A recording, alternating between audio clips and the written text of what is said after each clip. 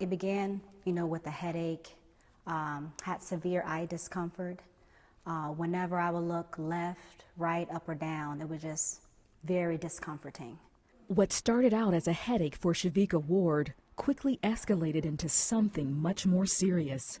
Shevika thought her headaches were a result of stress from her long hours as a lone officer and actress.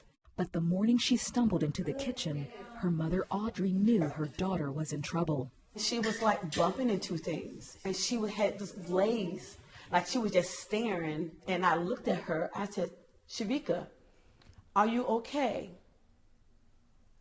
And she just started tearing. And I said, baby, I said, what's going on? And she said, Mom, I can't see. Her mother took her to an eye specialist. In the waiting room, a woman asked if she could pray for Shevika. At that time, everything was fuzzy. I couldn't even really differentiate between light and dark. But as we were forming that circle,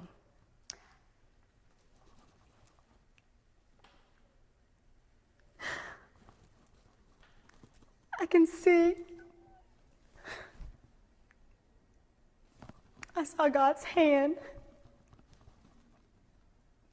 in the middle of the circle, a glowing hand, and I knew God was telling me to hold on. Her ophthalmologist, Dr. Jolie, ordered an MRI that immediately confirmed his suspicions. Shevika had optic neuritis that eventually leads to blindness.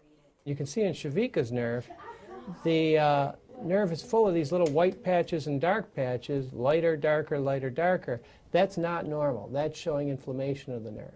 Optic neuritis generally affects only one eye, but in Shevika's case, it was both. Dr. Jolie declared Shevika legally blind.